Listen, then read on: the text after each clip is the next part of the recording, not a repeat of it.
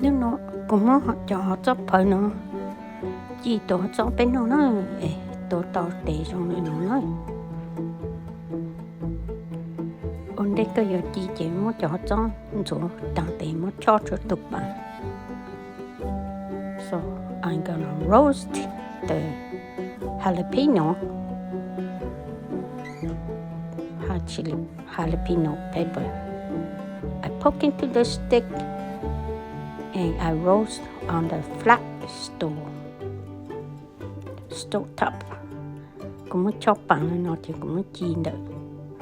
Nó nói ta chỉ chọn được nó nhìn nó luộc chê. Chỉ in yon để cho nó. So it's big.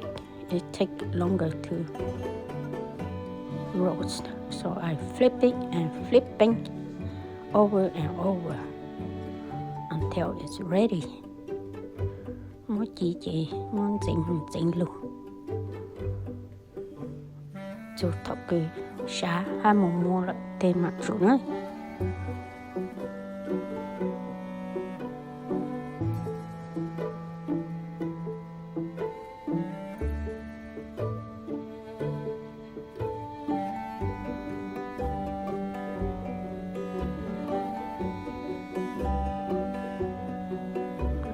Chị đang dùng đến đấy lên nó nói mà cho sợ tụi mình miếng chẳng cô nha thì chị xả nữa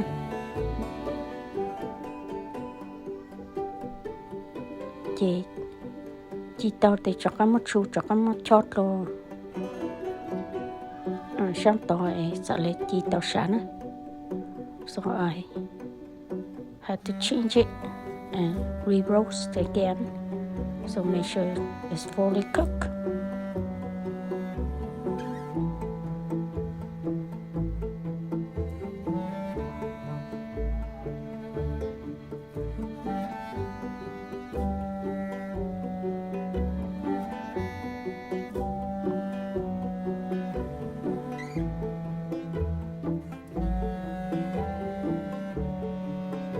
She phải bột tôm xả chỉ tao để cho ăn thịt luôn. Just try to see if it's soft enough, ready or not. If not, then continue roasting.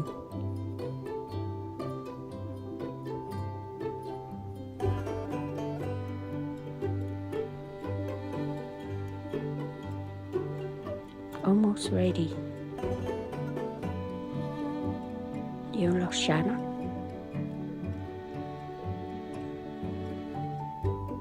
sẽ mồm lên nó là chìa xả ra nó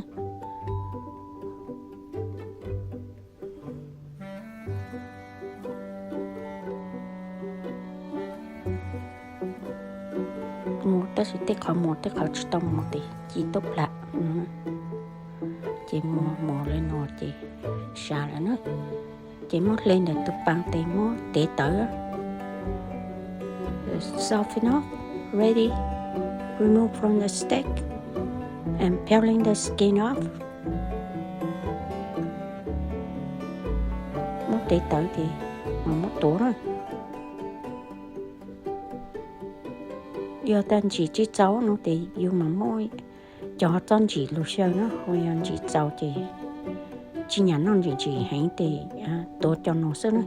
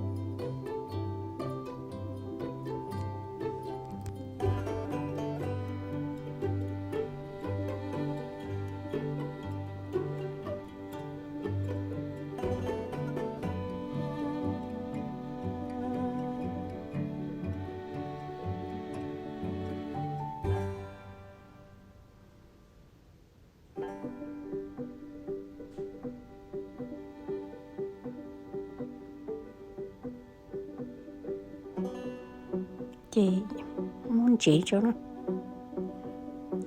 Add salt.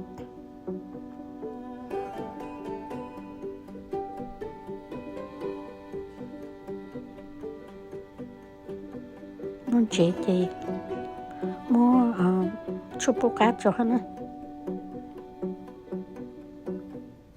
Triple cá chicken flavor. So I add chicken flavor, chicken bouillon. This is the brand I use. Cô chỉ cho nó ngon á.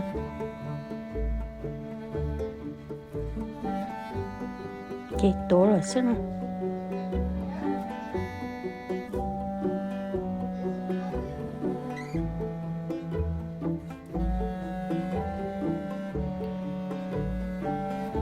So keep pouting like this until it's ready. Một tổ lên nó có mò han ly trong nó xíu nữa. Chị tàu nữa.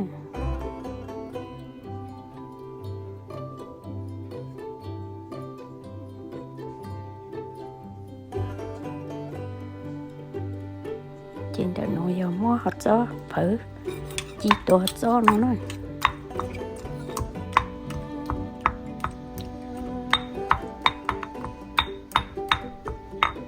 Xong rồi nó ready rồi nó. Ready to eat. Good enough.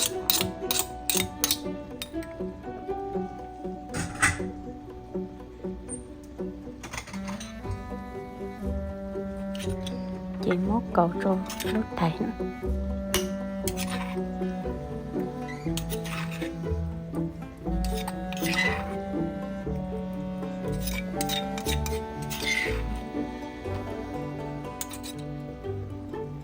Ready lên nó sẽ nói.